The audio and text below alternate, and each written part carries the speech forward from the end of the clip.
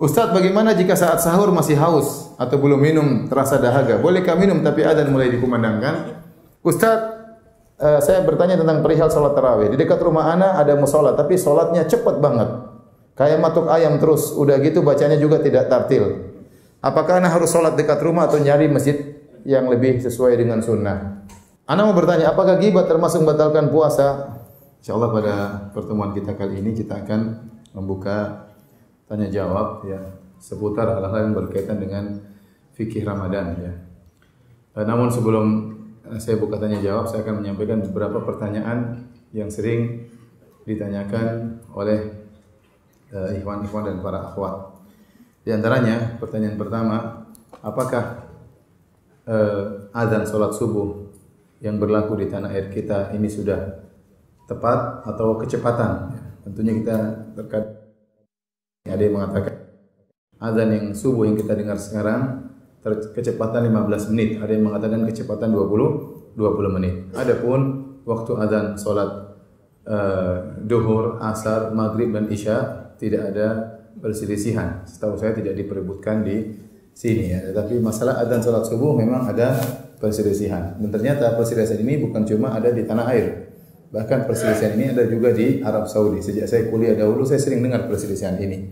Ada yang menyatakan bahwasanya azan subuh ya karena yang dijadikan patokan oleh pemerintah Arab Saudi dengan pemerintah Indonesia sama, takwim Ummul Qura, yaitu penanggalan yang diletakkan oleh Ummul Qura ya. Nah, yang benar bagaimana? Dua-duanya punya dalil. Demikian juga ulama di sana berselisih ya. Para ulama kibar seperti Syekh Shalih Al Fauzan, kemudian Mufti Kerajaan Arab Saudi Syekh Abdul Aziz Al Utsaimin dan sebelumnya juga Syekh Abdul Aziz bin Baz rahimahullahu taala, kemudian juga Menteri Agama Syekh Shalih bin Abdul Aziz Al Utsaimin. Demikian juga banyak ulama mengatakan bahwasanya waktu yang ada sekarang ini sudah tepat. Bukan kecepatan tapi sudah tepat. Sebagian ulama yang saya tahu seperti Syekh Sa'ad Al-Khazlan ya menyatakan bahwasanya waktu yang ada sekarang azannya itu kecepatan 15 menit atau lebih daripada itu ya. Terus yang benar yang mana? Yang benar ya kalau mau tahu benar tentunya kita harus praktek mana yang lebih benar dan dua-dua sumbernya terpercaya ya. Tetapi kalau antum tanya kepada saya lebih condong kepada pendapat ulama kibar Shalih Fauzan kemudian Syekh bin Baz ya. Tentunya mereka tatkala membenarkan takwim Ummul Qura mereka tidak sembarang. Mereka tentu punya tim untuk mengecek fajar muncul kapan.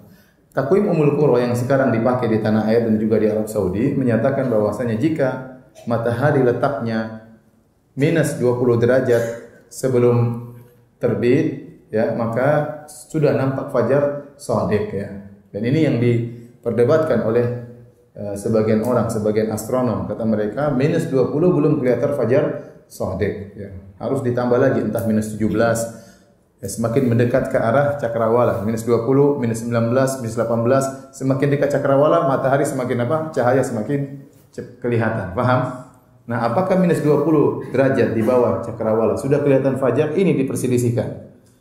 Pemerintah kita, pemerintah Indonesia dan juga pemerintah Arab Saudi mengambil hal ini bahwasanya minus 20 sudah kelihatan apa? Fajar. Sebab Allah mengatakan tidak harus dinaikkan. Entah minus 17. Setiap derajat itu 4 menit. Berarti kalau minus 15 berarti kecepatan 20 menit. Kalau minus 16 berarti kecepatan 16 menit ya.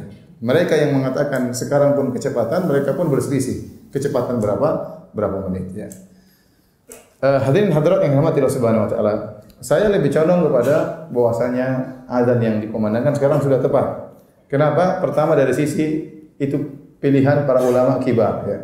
Ulama besar ya. Bahkan Mufti Kerajaan Arab Saudi, kemudian Syekh Shalih Fauzan dan Menteri Agama Syekh Shalih Al Utsaimin dan mereka orang-orang yang kita akui ilmu mereka dan kita akui ketakwaan mereka dan mereka tentu tidak sembarang. Yang kedua, kalau kita lihat praktek dalam hadis-hadis Nabi disebutkan Nabi SAW selesai sholat subuh itu ya seorang baru mengenal teman duduknya. Kata dalam hadis, wa kana yanfatilu min sholatil ghadati hina ya'rifu rajulu jalisahu. Rasulullah SAW selesai dari sholatnya tatkala seorang baru mengenal temannya, teman duduknya. Jadi Assalamualaikum warahmatullah, assalamualaikum warahmatullah. Selesai salat subuh, dia baru kenal, oh kamu si fulan. Sebelahnya dia belum kenal ya. Jadi masih remang-remangnya sangat tinggi sehingga yang dikenal baru di sampingnya. Demikian dalam hadis yang lain, kana Rasulullah sallallahu alaihi wasallam yusalli al-fajr wa yashhadu ma'ahu nisa'un minal mu'minat mutalaffi'atin bimurutihinna la ya'rifuhunna ahadun minal ghalas. Rasulullah sallallahu salat subuh, ternyata ibu-ibu juga ikut salat subuh bersama Nabi sallallahu alaihi wasallam. Dan setelah selesai salat subuh tidak ada yang mengenal ibu-ibu tersebut. Mereka lihat ini perempuan, tetapi siapa ibu-ibu ini tidak ada yang kenal. Kenapa? Karena sangat remang-remang. Ya, la ya'rifuna ahadun minal ghalas. Tidak seorang pun yang mengenal ibu-ibu tersebut karena masih sangat remang-remang. Berarti Nabi selesai salat subuh itu masih gelap. Baru kelihatan bentuk tapi wajah belum apa? Kelihatan. Baik. Kalau kita praktekkan waktu kita sekarang. Sekarang azan subuh jam berapa di Bekasi? 4.35 lah, 4.35. Nah, Nabi SAW setelah salat subuh, setelah azan subuh, beliau salat 2 rakaat. Setelah salat 2 rakaat, beliau sempat berbaring. Yatajih, sunnah Nabi SAW, beliau berbaring ya. Setelah itu baru kemudian dikomatkan, kemudian salat. Paling tidak antara komat, antara azan dan iqamat mungkin sekitar 15 menit. Mungkin sekitar 15 menit. Baik. Sekarang komatnya kita mundurkan ya. Jadi 35 tambah 15 berapa? Atau 20 lah. 35 tambah 20 menit berapa? 55. Kemudian Nabi SAW salat subuh yaqra ya bainal 50 ayat ila 100. Antara 50 ayat sampai 100 ayat beliau baca. Kalau 50 ayat kira-kira 16 menit, 17 menit. Kalau 100 ayat kira-kira setengah jam, 35 menit. Taruhlah Nabi SAW baca 100 ayat salat subuh, berarti 35 menit. Nah, 455 tambah 35 jadi berapa? Setengah 6. Jadi setengah 6. Kira-kira setengah 6 kalau kita matikan lampu semua, kita assalamualaikum warahmatullahi wabarakatuh. Kira-kira di samping kita kenal enggak? Kenal. Sudah kenal ya? Sudah kenal insyaallah. Setengah 6 itu sudah agak apa? Agak terang. Taruhlah lampu mati semua, insyaallah kita sudah kenal sebelah kita ya.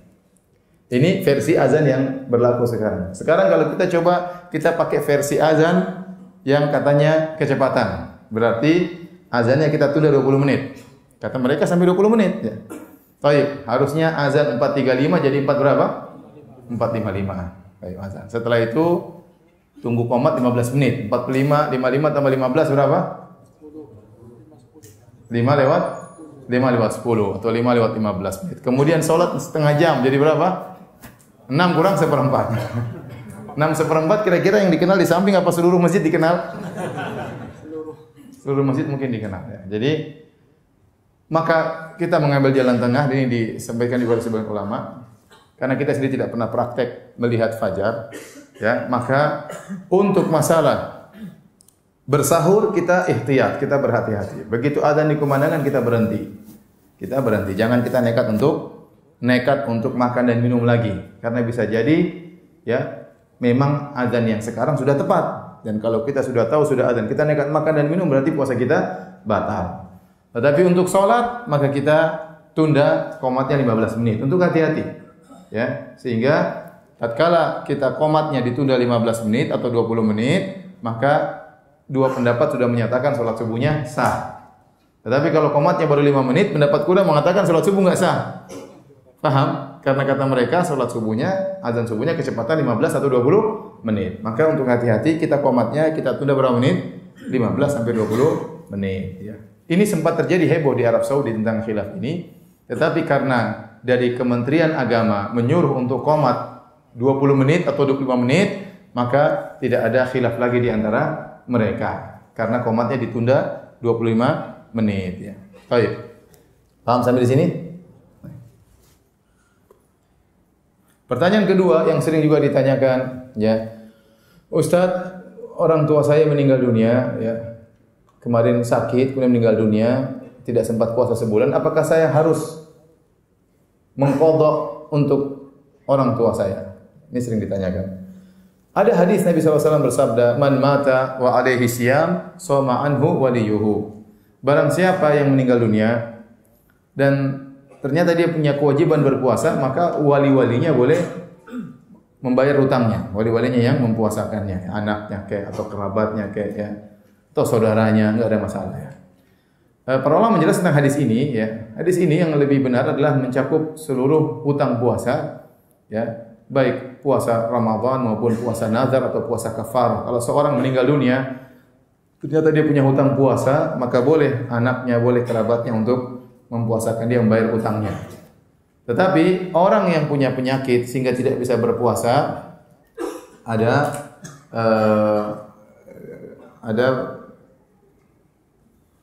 3 model. Orang yang punya penyakit tidak bisa berpuasa ada 3 model. Model pertama adalah orang yang sakitnya sakit tahunan atau disebut dengan al-marad alladzi la yurja bur'uhu, yaitu penyakit yang tidak diharapkan lagi kesembuhannya menurut ilmu kedokteran.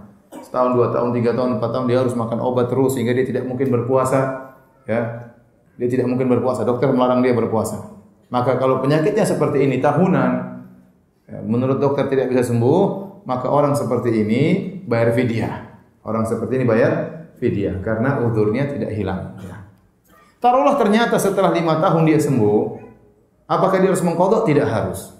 Dia sudah bayar fidyah untuk penyakit yang menurut dokter susah untuk sembuh tadi, maka sudah cukup. Nah, ini penyakit model pertama yang menurut dokter tidak mungkin sembuh, maka bagaimana jalan keluarnya? Tidak mungkin mengqadha karena dia akan sakit terus. Maka jalan keluarnya adalah apa? Bayar fidyah. Sama seperti orang tua, enggak mungkin muda lagi. Kalau tua tidak bisa puasa, bayar fidyah. Ini penyakit model pertama.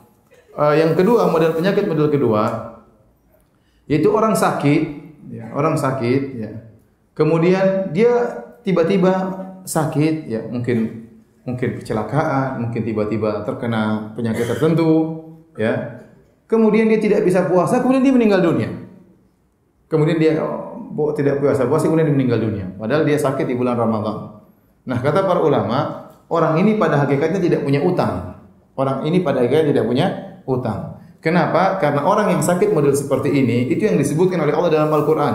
Faman kana minkum maridhan aw ala safarin fa iddatun min ayyamin ukhra. Barang siapa di antara kalian sakit atau bersafar sehingga dia berbuka, maka wajib bagi dia untuk berpuasa di hari-hari yang lain. Paham? Hari-hari tatkala dia sembuh tentunya. Ternyata dia tidak menemukan hari-hari sembuh tersebut. Dia sakit terus meninggal. Paham? Sehingga dia tidak wajib puasa. Dia tidak punya hutang karena dia hanya wajib puasa kalau dia menemukan hari-hari yang dia sembuh tersebut. Ternyata orang ini waktu sakit langsung meninggal. Sehingga orang ini tidak punya hutang puasa. Paham? Model ketiga, sakit model ketiga, orang yang sakit ini sangat mungkin untuk sembuh. Kemudian dia sembuh, Allah kasih dia kesembuhan beberapa waktu, dia bisa mengqadha sebenarnya. Namun ternyata dia tidak mengqadha sampai akhirnya dia meninggal dunia. Nah, inilah yang dikatakan orang ini punya hutang. Nah, kalau bapak kita meninggal model penyakitnya seperti model ketiga, baru kita bayar hutang puasanya, kita yang puasakan. Tetapi kalau bapak kita, ibu kita meninggal ternyata penyakit model kedua, ya tidak ada hutang berarti. Bisa dibedakan? Yang benar. Bisa dibedakan atau tidak? Yakin? Baik. Pertanyaan berikutnya. Sekarang kita ambil pertanyaan dari para hadirin hadirat. Ustaz, bolehkah tadarus Al-Quran bersama-sama di masjid pada bulan Ramadan dari sehabis tarawih? Tadarus Al-Quran ya, kalau modelnya masing-masing baca sendiri untuk semangat duduk rame-rame tapi masing-masing baca sendiri, itu enggak ada masalah. Ya. Kita kumpul untuk semangat masing-masing baca Al-Quran sendiri. Karena setiap kita dituntut untuk bisa baca Al-Quran khatam. Ya, kita ingin setiap kita baca Al-Quran khatam. Tapi yang jadi masalah kalau ternyata kita bacanya ganti-gantian. Kalau kita bacanya ganti-gantian, tidak ada masalah. Cuma kita tidak khatam akhirnya. Karena kita baca sebagian, orang kedua baca sebagian, orang ketiga baca sebagian. Akhirnya sebenarnya kita tidak khatam Quran. Tetapi kita khatam bersama-sama. Itu padahal kita ingin kita khatam Quran ya. Kalau dalam rangka tadarus, dalam rangka saling belajar ya, enggak ada masalah. Saling belajar, ada yang di antara orang-orang tersebut pandai tajwid sehingga kamu baca sekarang 5 ayat pertama, oh ada yang salahnya gini, kamu lanjut 5 ayat kedua. Kalau salah ditegur, kamu lanjut 5 ayat ketiga. Ini enggak ada masalah, namanya belajar. Ini belajar. Tapi kita di bulan Ramadan kita dituntut untuk banyak baca Quran ya. Sesekali kita bikin tadarus dalam rangka untuk belajar, nggak ada masalah. Tapi kalau tiap malam kemudian bacanya muter tadi, akhirnya kita tidak dikatakan apa? Hatam. Ya. Karena kita apa namanya dituntut untuk bisa hatam Quran. Ya. Maka saya tidak anjurkan, karena kita ingin bahwasanya setiap orang hatam Al-Quran. Kemudian saya ingatkan kepada ibu-ibu yang juga suka tadarus, ya. Ibu-ibu sebaiknya baca Quran di rumah, tidak perlu kumpul-kumpul. Ya. Sebaiknya baca Quran di rumah, tidak perlu kumpul-kumpul. Ya. Apalagi kumpul-kumpul tadarusan pakai mikrofon. Nah ini kadang-kadang didengar oleh tetangga, didengar oleh banyak orang. Ini ada beberapa hal yang saya kurang setuju. Pertama, ini membuka pintu riya. Ya. Ibu kemudian pas bagian dia, kemudian dia baca dengan sebaik-baiknya, ya, karena dia tahu orang satu kampung dengar, ya. Ini buka pintu riya. Ya, yang kedua tatkala dia tadarusan berarti dia tidak khatam, tetapi dia mendengarkan bacaan orang lain. Yang ketiga, khawatir mengganggu orang, ya. Mengganggu orang, sudah malam, orang mau tidur, orang mau istirahat. Mungkin dia ingin tidur cepat supaya bisa bangun malam, sholat malam lagi. Kita nggak tahu, masing-masing orang punya keperluan berbeda-beda. Kemudian juga khawatir menimbulkan fitnah, ya. Tatkala seorang wanita suaranya merdu, bacaannya bagus, tajwidnya bagus, ada yang dengar bapak-bapak, suara siapa itu? Mungkin pertanyaan pertama, istri siapa itu? Ini masih mending pertanyaan tersebut. Pertanyaan kedua, gadis apa janda itu? Ini repot. Ya. Jadi saya tidak menganjurkan, ya, dengan hal-hal tadi yang saya katakan. Tapi misalnya kumpul-kumpul di rumah ibu-ibu kemudian tadarusan, ada yang bimbing, itu nggak ada masalah untuk perbaiki apa? Tajwid, nggak ada masalah. Ustaz, bolehkah menikah di bulan Ramadan? Ya boleh saja. Bulan Ramadan, bulan Sya'ban, bulan Syawal. Ya.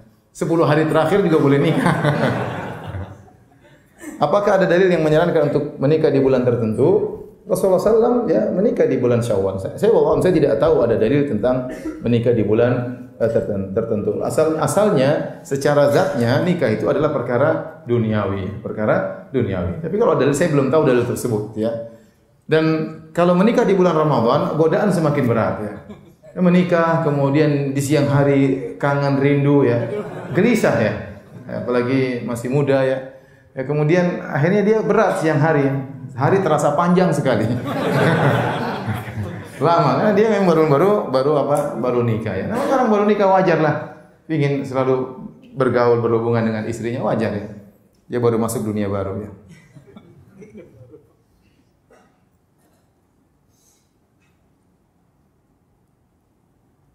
Ustaz, bagaimana jika saat sahur masih haus atau belum minum terasa dahaga? Bolehkah minum tapi adzan mulai dikumandangkan? Ya ini tadi repot tadi saya bilang. Antum ikut pendapat yang mana? Jangan ikut pakai hawa nafsu tapi, ya. Mudah-mudahan, ya. Saya mengatakan sebaiknya tidak usah, sudah. Siapa suruh ente terlambat bangun, ya. Dan kali jangan terlambat bangun. Tetapi memang sebagian ulama seperti Syekh Utsaimin rahimahullahu taala, ya. Kalau Anda masih ragu ini azannya tepat atau tidak, Anda boleh minum. Kalau Anda masih ragu. Tapi kalau Anda yakin ini azannya sudah tepat, jangan minum. Jangan minum. Itu muadzinnya tuh enggak lihat jam itu.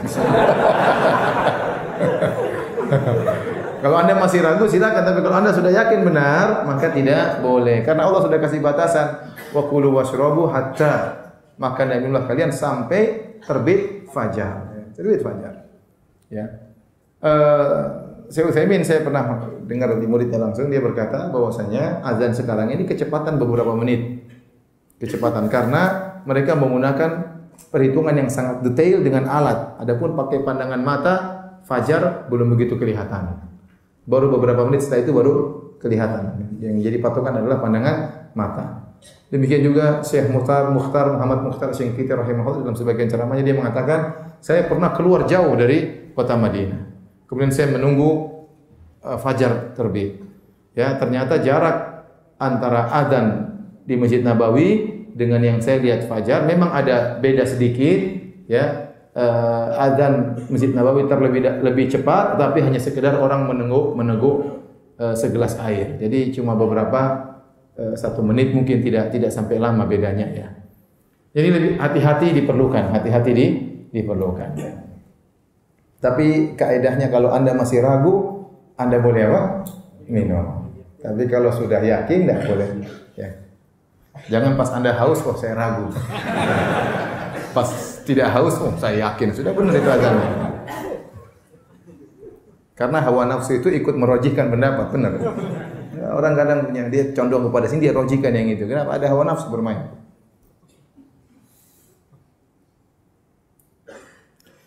Ana mau bertanya, apakah ghibah termasuk membatalkan puasa? Ghibah tidak membatalkan puasa, tapi dia mengurangi pahala puasa. Dia mengurangi pahala puasa. Jadi dia berkaitan dengan seluruh maksiat. Seluruh maksiat mengurangi pahala puasa. Makanya kata Jabir bin Abdullah, "Idza sumta falyasum sam'uka wa basaruka wa lisanuk." Kalau kau berpuasa, maka berpuasalah pula pandanganmu, pendengaranmu dan lisanmu. Kemudian dia berkata, "Wala taj'al yauma fitrika yauma wala taj'al yauma shaumika wa yauma fitrika sawa'an." Dan jangan kau jadikan hari puasamu seperti hari tidak berpuasa. Harus dibedakan. Kita sedang puasa, harga pahala kita sedang jalan. Maka jangan kita merusak hari tersebut. Makanya Nabi melarang, kata Nabi, "Idza kana yaumi siyami ahadikum." Kalau salah seorang dari kalian sedang berpuasa, wal fala yarfuth. Jangan dia berkata-kata kotor. Kenapa? Akan mengurangi, menyedot pahalanya, ya. Kemudian wala yashab, jangan teriak-teriak. Teriak-teriak itu boleh, tidak ada dosanya, tapi ngapain seorang puasa berteriak-teriak? Wala yajhal, jangan melakukan hal-hal yang bodoh, jangan maksiat. Wa in sabbahu ahadun aw qatalahu, kalau ada orang mencaci maki dia atau mengajak dia berantem, maka jangan dia layani. Falyaqul inni mar'un shaim, katakan aku sedang berpuasa. Maka saya ingatkan, seorang sedang berpuasa jangan ghibah, jangan maksiat. Kalau di dalam grup ada perdebatan di grup, jangan dilayani. Dia di Facebook ada media sosial, kemudian ada debat-debat situ, jangan dilayani. Ada orang maki-maki dia, jangan dilayani ya. Tinggal blokir saja, ya. Enggak usah dilayani ya. Karena itu semua akan mengurangi pahala kita ya. Jadi yang terutama lebih hati-hati adalah pandangan. Di zaman now sekarang ini ya, banyak hal yang bisa membuat kita bermaksiat dengan pandangan. Ya, kita melihat HP, kita bermaksiat, melihat Facebook terkadang muncul gambar-gambar wanita yang tidak senonoh, kita pun lihat. Gara-gara terlalu sering kita melihat hal seperti ini sehingga akhirnya menjadi biasa. Yang suatu yang mungkar jadi apa? Terbiasa ya. Di jalan-jalan kita lihat iklan-iklan cewek-cewek begitu banyak ya. Iklan HP, HP-nya kecil, ceweknya gede ya. Ya. Iklan macam-macam isinya cewek semua ya. Iklan apa ya yang semua ceweknya gede. Iklannya gede, barangnya itu kecil, ceweknya yang apa? Yang gede ya. Akhirnya kita lihat ceweknya ya. Baru lihat barangnya. Ini mengurangi pahala kita. Jadi pahala kita akhirnya kena roaming ya. Tergantung yang kita lihat. Terkadang roaming lokal, terkadang interlokal, terkadang internasional roamingnya ya. Maka seorang berhati-hati ketika berpuasa, jauhi atau kurangi lihat-lihat YouTube, internet, hati-hati ya. Kalau kita lihat YouTube ceramah pengajian sebelah kanan kiri semuanya maksiat terkadang. Mengerikan. Ya.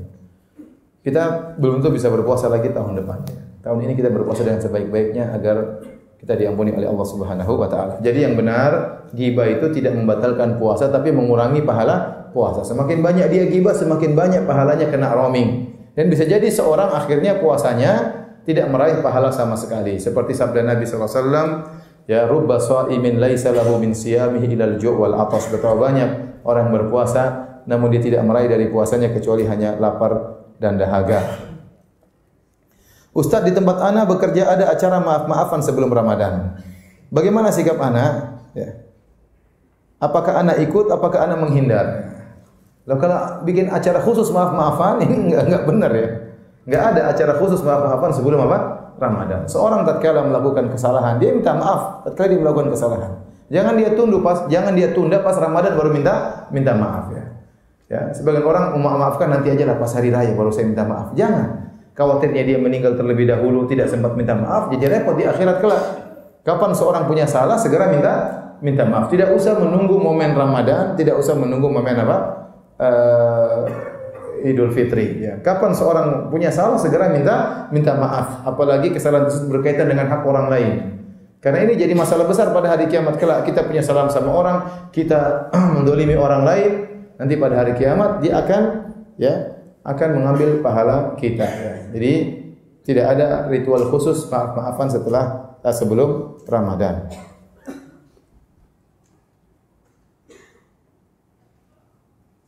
Ustaz, saya bertanya tentang perihal salat tarawih. Di dekat rumah ana ada musola, tapi salatnya cepat banget. Kayak matuk ayam terus. Udah gitu bacanya juga tidak tartil. Apakah ana harus salat dekat rumah atau nyari masjid yang lebih sesuai dengan sunnah? Memang di Indonesia ada lagi tren sebagian orang salatnya seperti ini cepat ya. Bahkan rekor dunia yang rekor dunia salat tercepat itu di Indonesia. Sejak zaman sahabat belum ada ya. Sampai sekarang baru Indonesia yang pecahkan rekor dunia. 23 rakaat 7 menit. Itu belum ada di negara manapun. Jadi subhanallah ya. Masuk Guinness Book of Record. Rekor dunia ya. Ya, belum pernah ada. Sejak zaman sahabat sampai sekarang. Ya kalau salatnya sudah seperti itu, seperti matok ayam, itu salat tidak sah. Tidak tumakninah, ya. Jumhur ulama berpendapat bahwasanya tumakninah adalah rukun salat, terutama mazhab Syafi'i. Mazhab Syafi'i, mazhab Hambali, mazhab Maliki berpendapat bahwasanya tumakninah yaitu tenang, berdiri tenang, rukuk tenang, duduk di antara dua sujud tenang, itu adalah rukun salat. Barang siapa yang salatnya tidak tumakninah, maka salatnya tidak sah. Kalau ternyata kita salat di mushola kita salatnya begitu cepat dan tidak seperti itu modelnya, maka tidak usah salat di situ. Ya, kalau ada yang tanya kenapa Anda tidak salat, saya tidak serak salatnya seperti ini. Ya, karena ini menurut saya tidak benar. Sampaikan dengan baik-baik ya. Ya, karena salat seperti itu ya apa yang kita dapatkan. Ya. Rubba qa'imin laisa lahu min qiyamihi illa ta'ab wa sahar. Betapa banyak orang yang salat malam, dia tidak meraih dari salat malamnya kecuali capek dan begadang saja ya. Jadi salat cepat-cepat itu apa faedahnya? Kita ingin kalau kita selesai salat ada iman yang kita dapatkan. Kita ingin selesai kita salat, kita rasa cahaya ada di dada kita. Ya, tapi kalau kita salat kemudian setelah itu mangkal-mangkal ini percuma, enggak ada keimanan yang kita raih. Maka tidak mengapa kita pergi ke masjid yang lain untuk salat tarawih. Salat tarawih. Dan saya anjurkan tidak mengapa antum pergi ke imamnya ngobrol baik-baik. Ya. Apa bisa suara antum merdu mas imam ya? Coba dipelan-pelankan, jangan cepat-cepat ya. Saya lebih nikmat kalau salatnya apa? Santai, jangan buru-buru, jangan buru-buru. Ustaz, apakah masih boleh kita berpuasa sunnah pada Senin besok? Kalau orang terbiasa puasa Senin Kemis atau puasa Ayyamul Bid atau puasa sunnah yang lainnya di bulan Sya'ban, meskipun sampai pada akhir Ramadan dia boleh berpuasa. Kata Nabi SAW, la tuqaddimu Ramadan bi siyami yaumin wala yaumain illa rajulan kana yasumu shauman falyasumhu. Janganlah kalian mendahului Ramadan dengan berpuasa sehari sebelumnya atau 2 hari sebelumnya. Kecuali seorang yang biasa berpuasa, maka lakukanlah. Jadi orang kalau sudah terbiasa puasa Senin Kemis, kebetulan tanggal 30 Sya'ban itu hari Kemis, enggak apa-apa dia puasa. Karena dia bukan puasa untuk menyambut Ramadan, tidak, tapi ini kebiasaan apa? Kebiasaan dia berpuasa, ya. Kalau ada pun seorang yang tidak biasa berpuasa, tahu-tahu dia berpuasa tanggal 30 Sya'ban karena ini ragu-ragu, jangan-jangan sudah 1 Ramadan, maka dilarang oleh Nabi. Ya. Alladzi man shoma fil yaumil ladzi yushakku fihi faqad asa Abul Qasim. Barang siapa yang berpuasa di hari yang diragukan, sungguh dia telah bermaksiat kepada Nabi sallallahu alaihi wasallam. Ustaz, lebih afdal mana salat tarawih atau salat di sepertiga malam? Yang dipraktikkan oleh Nabi sallallahu alaihi wasallam selama beliau salat tarawih 3 hari, ya, adalah di awal malam, Sebab dalam hadis Rasulullah SAW salat tatkala tinggal 7 malam. Tatkala tinggal 5 malam, tatkala tinggal 3 malam. Rasulullah SAW salat dan beliau salat di awal malam, ya, di awal malam. Karena salat tarawih ini hukum asalnya salat malam itu di sepertiga malam terakhir, ini hukum asalnya. Fi jawfil lail, di tengah-tengah malam, ini hukum asalnya. Hukum asalnya salat malam itu seorang bersendirian, tidak salat berjamaah. Agar seorang terbiasa berkhalwat dengan Allah Subhanahu wa taala. Makanya Nabi berkata, "Shallu bil lail wan nasu niyam." Salatlah kalian di malam hari tatkala orang sedang apa? Tidur. Karena tujuan salat malam agar seorang terbiasa berdua-duaan dengan Allah Subhanahu wa taala. Tatkala bulan Ramadan, Rasulullah SAW ingin menjadikan tarawih sebagai syiar. Ada maslahat lain yang dilihat oleh Nabi sallallahu alaihi wasallam. Maka Nabi salat tarawihnya di awal malam. Ya, setelah salat Isya Rasulullah SAW salat. Pernah Rasulullah SAW salat sampai pergi sepertiga malam pertama. Pernah Rasulullah SAW salat sampai ya tengah malam. Rasulullah SAW salat sampai tengah malam. Waktu pada kalau tidak salah tatkala tinggal 5 hari bulan Ramadan. Mungkin malam ke-26 atau malam ke-25. Rasulullah SAW salat sampai lewat tengah malam. Berarti Rasulullah SAW itu salat di awal malam. ya bersama para sahabat. Jadi untuk salat tarawih yang afdal adalah apa? Di awal malam sebagaimana dicontohkan oleh Nabi sallallahu alaihi wasallam ya. Karena memang ini untuk syiar dan untuk memudahkan masyarakat agar mereka mencintai salat malam. Diharapkan nanti setelah Ramadan mereka terbiasa salat malam.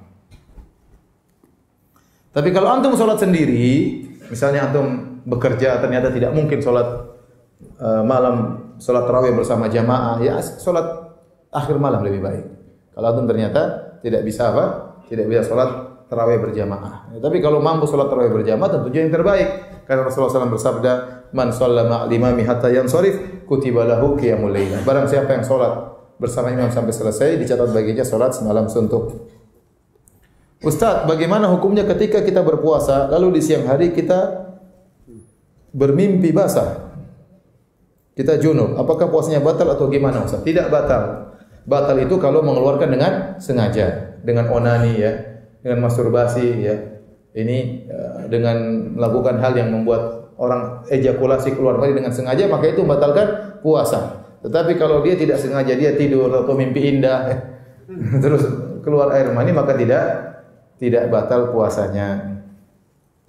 Tinggal dia mandi junub kemudian dia laksanakan sholat.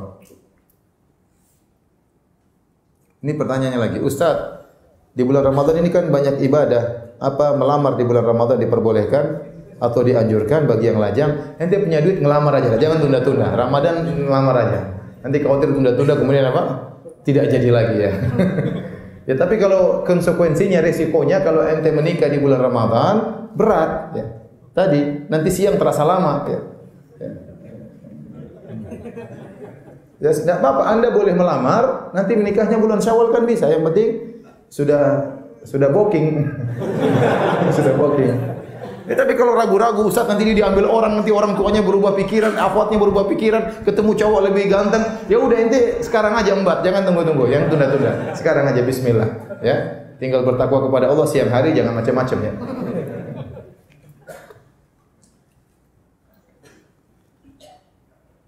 Ustaz, kalau kita belum mengqadha puasa Ramadan tapi sudah datang Ramadan lagi, gimana Ustaz? Hukum asalnya waktu mengqadha itu sampai akhir bulan Sya'ban. Tidak boleh seorang menunda sampai tahun berikutnya ya. Sebagaimana hadis Aisyah radhiyallahu taala anha, Aisyah tidak bisa mengqadha kecuali di bulan Sya'ban. Ini berarti Aisyah paham bahwasanya batasan mengqadha adalah sampai bulan Sya'ban. Kecuali orang tersebut menunda karena ada uzur. Contoh, dia tidak bisa mengqadha karena sakit. Atau dia safar terus, ada uzur syar'i sehingga dia tidak bisa mengqadha. Kalau dia tidak bisa mengqadha sampai bulan Sya'ban karena uzur syar'i, dia boleh mengqadha setelah Ramadan berikutnya, enggak ada masalah. Tetapi seandainya dia tunda-tunda tanpa ada uzur syar'i sehingga sampai Sya'ban belum selesai qadanya, maka tetap wajib bagi dia untuk mengqadha setelah Ramadan. Tetapi dia beristighfar karena penundaan itu merupakan dosa. Paham? Dia menunda tanpa ada uzur itu merupakan dosa. Tetap dia bayar utangnya, tetap dia mengqadha setelah Ramadan. Enggak ada masalah.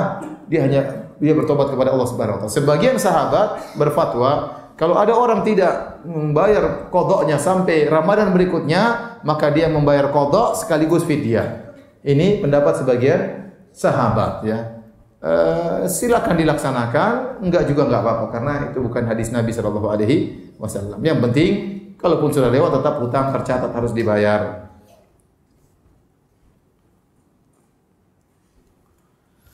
Apakah wanita yang menyusui mengqadha atau membayar fidyah saja? Ini hukumnya sama antara wanita hamil dan menyusui ya.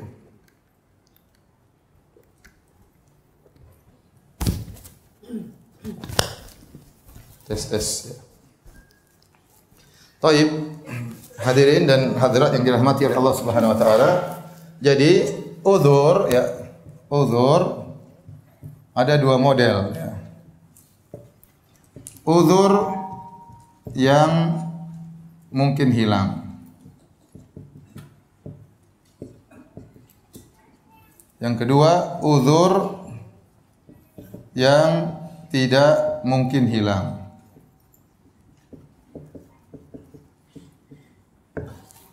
Uzur yang mungkin hilang, contohnya safar dan sakit. Yang mungkin sembuh ya, safar dan sakit. Udzur yang tidak mungkin hilang, contohnya tua.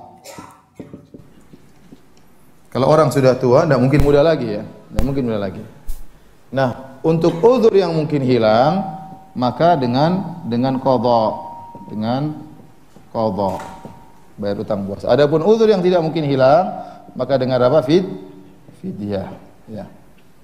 Nah, di antara udzur yang tidak mungkin hilang, para ulama mengatakan contohnya adalah sakit menahun yang tidak diharapkan kesembuhannya, susah tidak diharapkan kesembuhannya.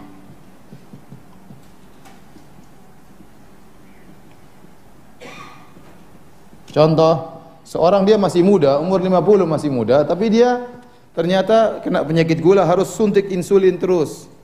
Dan dia harus minum obat misalnya. Dia tidak mungkin tidak minum obat misalnya. Kalau dia minum obat batal karena dia minum dari mulutnya. Kalau suntik insulin tidak batal ya. Tapi kalau dia minum obat, dia harus minum obat pagi, siang. Ya. Maka dia tidak mungkin untuk berpuasa. Maka orang seperti ini bayar apa? Bayar fidyah. Ya. Nah, saya tanya sama antum sekarang. Pertanyaan, ya. Wanita hamil dan menyusui, ini kira-kira termasuk udzur yang mana? Udzur yang mungkin hilang atau udzur yang tidak mungkin hilang? Udzur yang mungkin hilang. Enggak mungkin wanita hamil terus, enggak mungkin. Enggak mungkin wanita menyusui terus, juga tidak mungkin. Maka dia masuk kepada udzur yang mungkin apa? Hilang. Maka secara kias seharusnya wanita hamil dan menyusui kalau punya hutang dengan mengqadha. Paham? Ini pendapat Syekh Utsaimin rahimahullah, pendapat Syekh bin Baz rahimahullahu taala. Mereka mengatakan bahwasanya hamil dan menyusui secara analogi, secara kias, maka harus diikutkan dengan udzur yang mungkin hilang. Tetapi ada pendapat lain seperti Syekh Albani rahimahullahu taala dan banyak ulama yang lain berpendapat bahwasanya hamil dan menyusui cukup bayar fidyah, tidak usah mengqadha. Kenapa? Karena ada fatwa dari Ibnu Abbas radhiyallahu anhu. Fatwa itu bisa antum lihat dalam tafsir At-Tabari, ya. Bagaimana Ibnu Abbas mengatakan tentang wanita hamil dan menyusui, tut'iman wala taqdiyan. Kata Ibnu Abbas bahwasanya wanita hamil dan menyusui cukup membayar fidyah, memberi makan kepada fakir miskin dan tidak perlu mengqadha. Tidak perlu mengqadha. Paham? Sehingga ada khilaf di sini, ya. Demikian juga sebagian ulama menganalogikan hamil dan menyusui dengan orang yang tua. Allah berfirman, wa 'alal ladzina yutiqunahu fidyatun ta'amu miskin. Dan wajib bagi orang-orang yang mampu, yutiqunahu itu artinya mampu tapi berat sekali dalam bahasa Arab. Dia mampu tapi dia merasa keberatan. Orang tua kalau kita paksakan dia puasa dia mampu, tapi dia berat sekali. Umur sudah 60, 65, 70. Kalau dia puasa dia bisa tapi dia berat. Nah, orang seperti jangan kita paksa. Ya udah kamu bayar fidyah saja. Nah, sebagian orang mengatakan, nah kalau kita mau mengkiaskan, menganalogikan, hamil dan menyusui juga bisa dianalogikan dengan orang tua. Wanita hamil dan menyusui bisa puasa tapi berat. Entah berat bagi dirinya, entah berat bagi anaknya, entah berat bagi janinnya. Sehingga saya sendiri lebih condong kepada pendapat bolehnya fidyah. Secara mutlak, bolehnya apa? Fidyah. Cuma ya dari dua sisi, karena ada fatwa dari Ibnu Abbas radhiyallahu anhu dan juga sebagian orang berpendapat bahwasanya hamil dan menyusui diikutkan dengan orang tua, karena Ibnu Abbas memandang walladzina yutiquna fidyah ini tidak mansukh secara total, tapi dia ayatnya dikhususkan dan dia mencakup orang tua, wanita hamil dan wanita yang menyusui sebagaimana disebutkan dalam tafsir At-Tabari, ya. Dari situ lebih hati-hati agar kita lebih hati-hati bagi wanita yang hamil dan menyusui, jika dia mampu untuk mengqadha maka hendaknya dia mengqadha.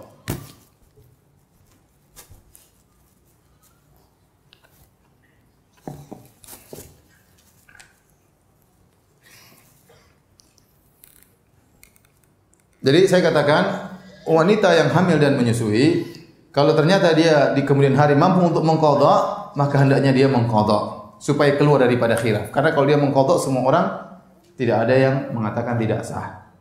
Tapi kalau dia bayar fidyah ada yang mengatakan tidak boleh. Harus mengqadha.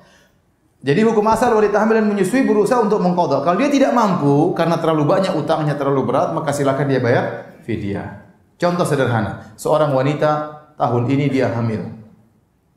Dia tidak bisa puasa bulan Ramadan. Ternyata setelah hamil melahirkan, tahun depan dia menyusui anaknya. Dia mau puasa tapi kasihan anaknya, kalau dia puasa anaknya asupan gizinya asinya sedikit. Jangan mendolimi anak. Akhirnya tahun depan dia puasa. Tahun kedua dia menyusui. Tahun ketiga dia menyusui lagi karena dia ingin menyusui anaknya sampai 2 tahun. Anak semakin besar, isapan susunya semakin kuat, ya. Kalau puasa semakin repot lagi. Kemudian tahun keempat dia hamil lagi. Hamil lagi. Ya. Kemudian tahun kelima dia menyusui lagi. Tahun keenam dia menyusui lagi. Tahun ketujuh dia hamil lagi. Tahun ke-8 dia hamil lagi. Ada yang begitu, hamil bukan hamil lagi. Tahun ke-8 dia menyusui, tahun ke-9 dia menyusui, tahun ke-10 dia hamil lagi. Seperti gini kapan dia bayar utang? 10 tahun dia tidak puasa, berarti utang dia 300 hari, hampir setahun. Mau dicicil Senin Kamis, susah juga, tidak gampang. Maka wanita yang kondisinya seperti ini karena suaminya produktif, kita bilang ya udah, ente bayar fidyah aja, ente bayar fidyah. Yang mampu diqadha, yang enggak mampu bayar apa? Fidyah. Sebagaimana fatwa Ibnu Abbas radhiyallahu anhu, sebagaimana fatwanya juga Syekh Albani rahimahullahu taala. Itu kira-kira mengenai masalah hamil dan menyusui. Ustaz, bagaimana hukum jual online ketika sedang iktikaf? Haram. Ya. Wong sedang tidak iktikaf saja, tidak boleh kita jual beli online dalam masjid. Rasulullah melarang orang jual beli dalam masjid, ya. Tidak ada berkahnya orang jual beli di masjid, apalagi sedang iktikaf. Maka Anda kalau iktikaf jangan buka lapak di masjid. Jangan, ya udah. Enggak boleh. Enggak boleh, libur dulu sementara, ya. Ya.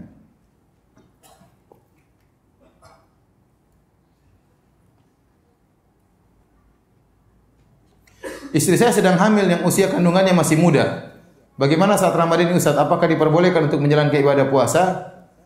Wanita hamil dan menyusui, dia mungkin mampu untuk berpuasa. Tapi dia tanya sama dokter. Dokter akan memeriksa fisiknya. Terkadang secara fisik dia mampu, tapi janinnya butuh asupan. Ini yang kita khawatirkan. Sehingga tatkala dia berpuasa dia mampu, enggak ada masalah, janinnya bermasalah nanti. Ini saya pernah menghadapi masalah seperti ini, kasus. Ada seorang dia nekat berpuasa, janinnya bermasalah. Ya Allah, alam apa karena puasanya itu karena yang lain. Makanya Islam itu agama yang adil. Islam juga memperhatikan hak janin, hak anak, ya. Kalau seorang ibu berpuasa, anaknya sedang menyusui, dia mampu tapi anaknya akhirnya kehausan, air susu tidak keluar. Yang dia dolimi siapa? Anaknya. Maka Islam membolehkan dia berbuka. Ya karena kalau wanita berpuasa dia lapar, kalau dia lapar susah air susu keluar. Jadi apalagi kalau dikatakan sini bahwasanya kandungannya masih muda, saya sendiri tidak menganjurkan dia untuk apa? Berpuasa. Saya tidak menganjurkan dia untuk berpuasa. Khawatir nanti janinnya kekurangan gizi.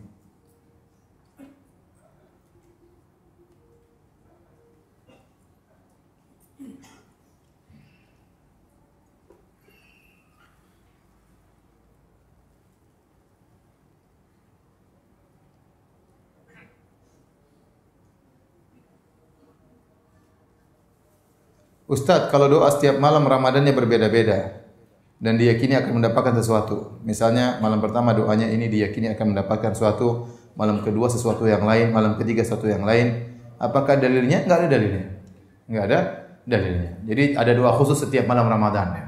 Malam Ramadan ini doanya ini, ini saya belum ketemu dalilnya seperti itu. Asalnya kita bebas. Kita berdoa, terutama tatkala kita sedang berpuasa. Kita berdoa. Karena doa bagi orang berpuasa dikabulkan oleh Allah Subhanahu wa taala. Pertanyaan berikutnya, untuk fidyah boleh enggak dibayar sekaligus di awal Ramadan? Ingat, fidyah itu adalah membayar puasa yang batal. Maka tidak boleh seorang bayar fidyah kecuali ada sebabnya. Tidak boleh bayar fidyah kecuali ada sebabnya. Jika seorang misalnya dia hamil, kemudian dia tidak berniat tahun ini tidak berpuasa, maka jangan dia berfidyah di awal Ramadan. Kenapa? Dia belum batal. Paham? Jadi dia melakukannya kecuali setelah ada sebab. Contohnya ada orang ingin bayar zakat. Ternyata hartanya belum sampai nisab, berarti sebab bayar zakat belum ada. Nah, zakat yang dia bayarkan sementara hartanya belum sampai nisab itu bukan zakat karena sebabnya belum ada. Paham? Seorang misalnya, saya mau bayar kafarah, saya mau membatalkan puasa, ingin berhubungan dengan istri saya. Saya bayar kafarah dulu, ya baru berhubungan belakangan. Ya nggak bisa, ya. Kalau ente melanggar dulu, baru ente bayar apa? Kafarah. Dosa sekaligus bayar apa? Kafarah. Jadi tidak boleh kafarah dibayar sebelum ada sebab. Oleh karenanya kalau orang ternyata harus bayar fidyah, maka misalnya dia sudah batal 3 hari, hari keempat dia yang sehari, hari keempat di pagi hari dia masih batal, dia boleh bayar 4 hari. Paham? Dia sudah batal 1 minggu, maka dia bayar untuk 1 minggu. Ya kalau begitu bagaimana Ustaz? Ya sudah bayar aja nanti kalau bulan Syawal. Setelah Ramadan selesai, bayar 30 hari. Cara fidyah dengan 2 cara. Cara pertama yang mudah, beli atau bikin sendiri nasi bungkus 30 bungkus yang mengenyangkan, makanan yang enak yang biasa kita makan, cari orang miskin bagi 30 orang. Ya, tukang ojek lah, tukang inilah, tukang anu lah, kasih semuanya. Ya, selesai. Ini cara yang mudah ya. Atau cara kedua, 1 hari utang kita dibayar dengan setengah sok. Kira-kira 1,3 kilogram beras. Jadi kalau kita punya utang 1 bulan, berarti kita harus bayar berapa? 3,9 kilogram kita bagi-bagikan kepada fakir miskin. Ada keluarga miskin mungkin 5 keluarga, kita bagi sebagian kita bagi kepada mereka. Azan kah? Ustaz, apakah boleh bercumbu dengan istri saat berpuasa membatalkan puasa? Boleh, tidak ada masalah. Apa enggak bisa dhahabat dhama'u terlebih dahulu? Langsung tembak istri, jangan. Ya, kalau kita bilang boleh, seorang kalau dia sudah syahwatnya menggebu-gebu, tinggal tunggu azan, begitu azan langsung dia berhubungan dengan istrinya, ya tidak apa-apa. Sudah selesai, sudah batal full, enggak ada masalah. Tetapi sebaiknya dia menjalankan sunat terlebih dahulu ya. Apa kan cuma sebentar makan korma, minum air, dhahabat dhama'u wabtalatil uruqu wa sabatul ajr, insyaallah langsung loncat. Tapi akhirnya apa? Dia ketinggalan sholat maghrib berjamaah. Ya udah sholat maghrib dulu, pulang baru. Kelamaan Ustaz, saya sudah stres dari tadi ya. Ya udah kalau begitu dilakukan saja, nggak ada masalah ya. Nggak apa. Ya, mudah-mudahan bisa dianalogikan dengan idza hadarat ta'am ya. Kalau sudah la salata idza li hadrati ta'am, tidak ada salat jika makanan sudah tersedia. Jadi kalau orang sudah sangat lapar terus makanan di hadapan dia, kemudian qomat, kata Nabi makan dulu. Makan dulu. Kenapa? Kalau dia pergi salat, nanti dia gelisah pikirannya ke makanan. Imamnya dianggaplah mau lama sekali imam, padahal dia lapar. Nah sama, dia sudah stres dari tadi pengantin baru, istrinya sudah siap, kemudian adzan, kemudian dia pergi sholat dulu, wah gelisah dia, gelisah ya. Ya sudah, apa lagi? Ya. Ya, tapi latih diri, seorang melatih diri, mengatur apa hal tersebut ya.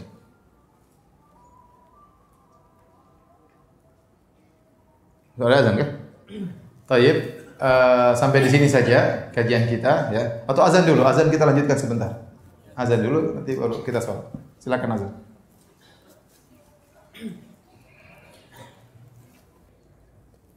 Pertanyaan, Ustaz, bagaimana mengenai penentuan bulan Ramadan? Ada sebagian orang sudah menentukan awal Ramadan sebelum melihat hilal. Ini pertanyaan sering ditanyakan.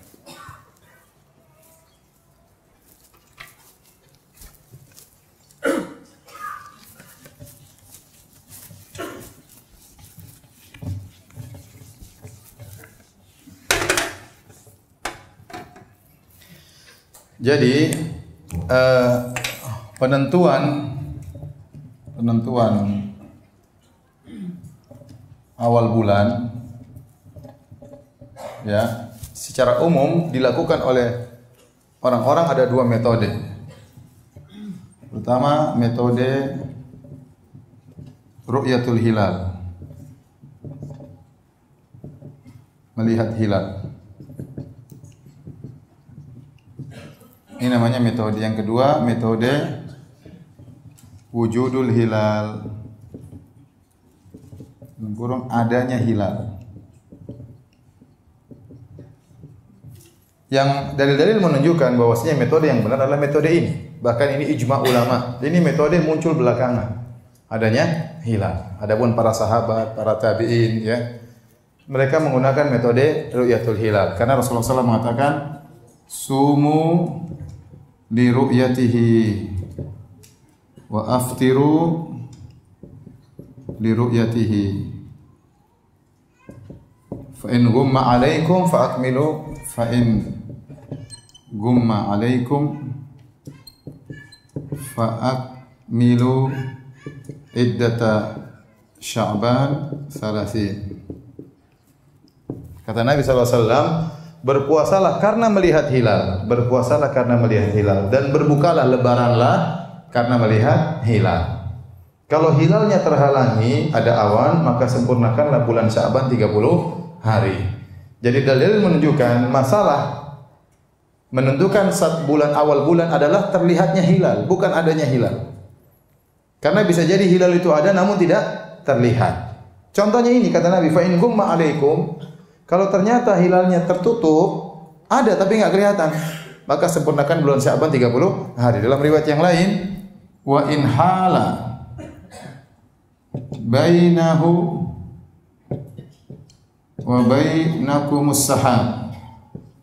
Kalau ternyata ada yang menghalangi antara kalian dengan hilal, hilalnya sudah ada, tapi ada awan yang menghalangi kata Nabi, maka sempurnakan bulan Sya'ban berapa hari?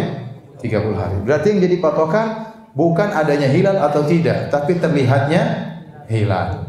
Hal ini berbeda dengan waktu sholat. Kalau waktu sholat kita boleh menggunakan hisab, karena yang jadi patokan adalah letak matahari, bukan terlihatnya matahari. Yang penting letaknya apa?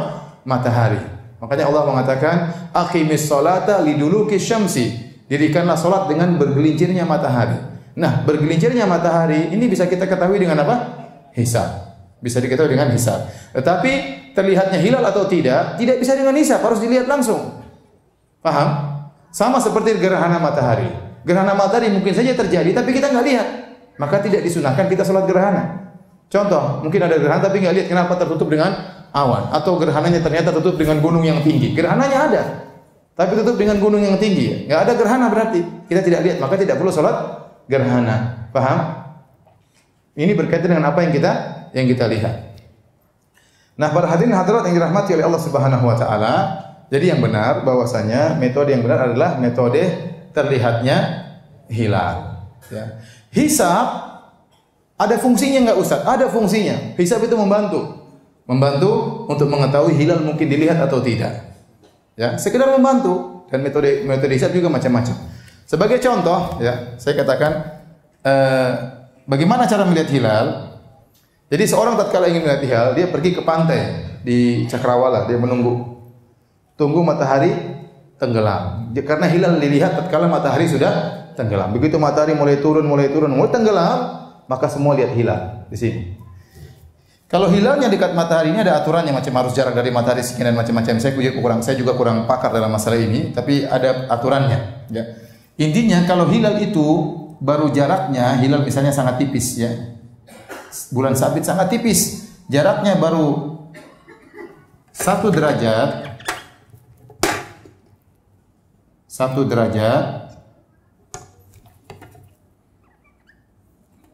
hilalnya menurut hisab, hilal ini akan muncul 1 derajat begitu matahari tenggelam, hilalnya muncul, ini hilalnya kecil ini 1 derajat di atas Cakrawala. Ini berarti apa? Berarti hilal ini hanya 4 menit di Cakrawala, kemudian dia turun ke bawah. Kemudian dia hilang, paham? Dia hanya berada di Cakrawala cuma 1 derajat 4 menit, kalau 2 derajat 8 menit, paham? Nah, kalau ternyata dia berumur baru 1 derajat, berarti hilalnya sangat tipis, bulannya sangat tipis, sabitnya sangat tipis, dan dia cuma sebentar. Untuk melihatnya nggak mungkin. Kenapa? Karena cahaya matahari yang baru tenggelam masih kuat, masih ada cahaya matahari di sini, sehingga menutupi hilal tersebut nggak mungkin kelihatan. Demikian juga halnya kalau hilalnya sudah naik sedikit, di sini hilalnya sudah agak besar misalnya, sudah agak besar, di sini 2 derajat. Ini pun susah untuk dilihat. Memang hilal bisa kita lihat dalam waktu 8 menit kita cari hilal tersebut, tetapi dia masih kalah dengan cahaya matahari yang baru apa? Tenggelam. Tapi kalau hilal sudah lebih dari 2 derajat, sudah 3 derajat, ini kemungkinan besar untuk terlihat ada. Paham? Kenapa hilalnya sudah semakin besar dan dia lama di Cakrawala, bisa jadi 12 atau 12 derajat. Kemungkinan untuk lihat semakin besar. Paham? Itu pun kalau ada awan ya sudah. Maka kita sempurnakan bulan Sya'ban 30 hari. Dan menurut orang yang pakai metode wujudul hilal, seandainya hilal baru setengah derajat, di atas cakrawala, baru 2 menit sudah hilang. Menurut perhitungan mereka hilal sudah ada atau belum? Sudah ada, meskipun setengah derajat. Maka mereka berpuasa besoknya. Kita bilang hilalnya ada enggak? Kata mereka ada. Mana buktinya? Ya kita sudah hitung. Kelihatan enggak? Ya enggak mungkin kelihatan. Paham? Terus gimana? Ya pokoknya ada. Ya ini beda. Padahal kata Nabi, namanya puasa dengan melihat apa? Hilal. Dan seperti ini repot, baru setengah derajat, baru mungkin 0,01 derajat, yang penting di secara perhitungan ada, besok mereka puasa. Ya. Maka saya katakan hisab itu membantu tapi bukan menentukan. Hisab itu membantu tapi bukan menentukan. Dan bahkan pernah terjadi di fatwa Syekh bin Baz rahimahullah, beliau berkata, ada sebagian negara sudah memastikan secara hisab enggak mungkin terlihat hilal. Ternyata tahun itu hilal kelihatan. Jadi masalah hisab ini adalah perkara yang dhon, masih persangkaan. Lagi pula metode hisab juga bermacam-macam. Ada hisab kuno, ada hisab modern. Modern pun ada beberapa model, beberapa metode. Padahal kita tidak boleh berpuasa kecuali di hari yang yakin. Faham? Kita yakin besok 1 Ramadan. Kalau ternyata masih ragu besok 1 Ramadan atau tidak, maka kita tidak boleh berpuasa. Paham sampai di sini? Maka kesimpulannya kita nunggu saja pengumuman dari pemerintah. Karena pemerintah menggunakan metode melihat apa? Hilal.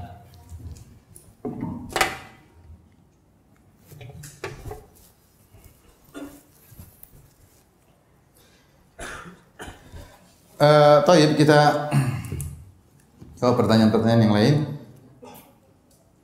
Ustaz, bagaimana hukum melazimkan ceramah tausiah antara Isya dan Tarawih? Ya saya tidak ada masalah, itu hanya manfaat. Sebagaimana kita melazimkan ceramah setiap ba'da maghrib sampai Isya setiap hari Minggu. Ini melazimkan atau tidak? Melazimkan apa?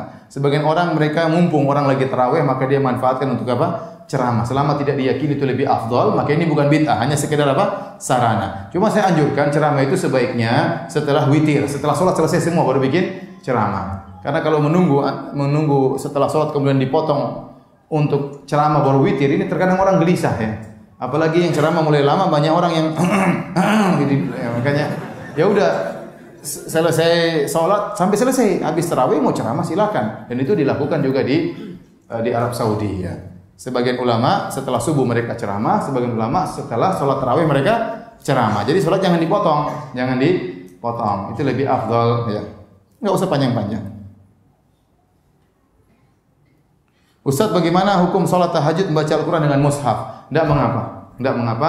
Sholat tahajud sambil megang apa? Mushaf. Demikian saja para hadirin kajian kita. Masih banyak pertanyaan tapi saya tidak bisa jawab. Kurang lebihnya saya mohon maaf. Semoga kita dimudahkan oleh Allah untuk bertemu dengan bulan Ramadan dan bisa berpuasa dengan sebaik-baiknya. Subhanakallah bihamdik asyhadu an la ilaha illa anta astaghfiruka wa atubu ilaik. Assalamualaikum warahmatullahi wabarakatuh.